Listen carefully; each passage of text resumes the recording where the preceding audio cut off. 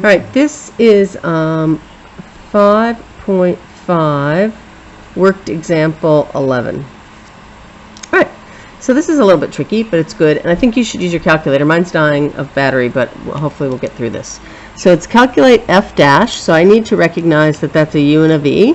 So u equals e to the x, and u dash equals e to the x, and v equals x minus 2 cubed, so v dash equals 3x minus 2 squared times 1.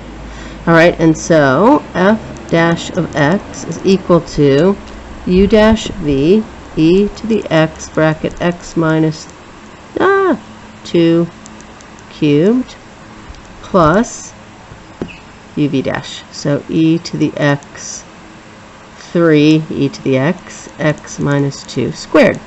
So we've got that. I can simplify that a little bit, and I really need to simplify it in a minute because, you know, they're asking me to find stationary points, so I'm going to have to set that equal to 0, so I need to sort it out. So if I'm going to have to set that equal to 0 to find stationary points, I'm going to factorize out what I can, so I can see that I have that, and I have 2 of those, so I'm left with 1x minus 2 and a 3. So this gives me 0 equals e to the x times x minus 2 squared times x plus 1. And setting that to 0 is really good now because I can use the null factor theorem. So e to the x can't ever be 0. It's not in the domain there, so that's no good. When this is equal to 0, I don't need to do the squared. It's just going to be, 2 of the same root, x equals 2. And when this is equal to 0, I get x equals negative 1. So I found 2 places where it goes through the x, or the stationary points, of this function by taking the derivative, set it equal to 0.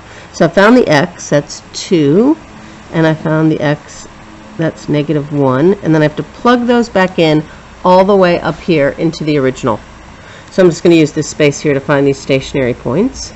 So when I plug 2 in, I get e squared times 2 minus 2 to the 3. Well, that's 0. Because that's 0.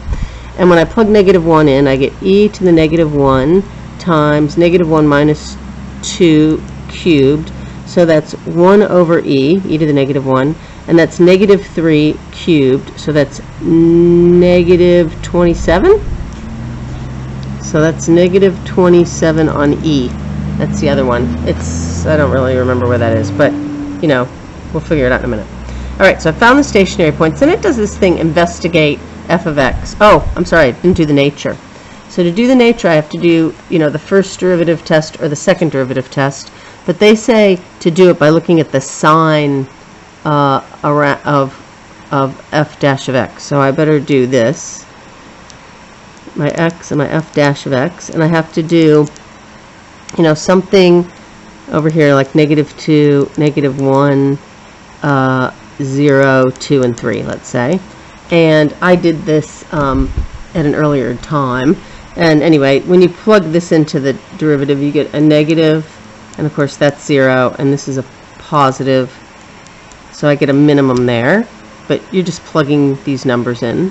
And when that's, a stationary point, and then this goes up, it's positive.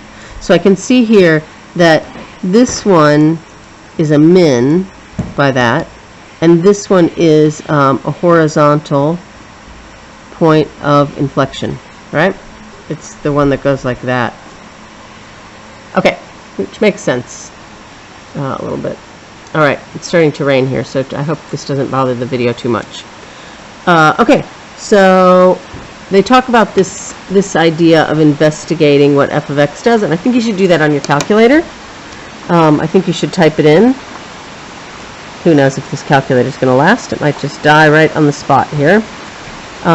I have e to the x, here comes the rain, and then bracket x minus 2 and all of that cubed. And when you graph that, you can see most of it just sitting there, so that's really good. I know that you can probably tell that this is an asymptote here. So as x goes to negative infinity, it looks like, and I could look at the table as well. And I could take x, I got a bad table here, sorry, I must have been doing something else. I'll start it at -10 where I was on there, and I'll go up by 1 each time, and I'll look at the table. And as I get more negative and more negative and more negative, it looks like I'm getting really, really close to 0, but I'm not crossing the axis. So there is actually an asymptote, let's look at that graph again, at y equals 0, but it isn't an asymptote over here. It's only an asymptote for negative values of x. Ah, you can't see. Okay. There's the graph. And I'm sorry, when I was doing the table before, I could see, you know, these values were getting really, really close to 0. Sorry about that. I should have looked at my graph. Okay, we had a graph probably from this calculator of what that looked like. So all they're asking in that part, which is probably what confused you, to investigate, is that x goes to infinity, the whole function goes to infinity. I mean, it's exponential. So when that x gets really, really big, you know, that's an exponential function. It's coronavirus. You know, it gets really, really, really huge. Who cares what happens in here? I get some huge number cubed. It's like exponential, exponential. So it gets really, really big.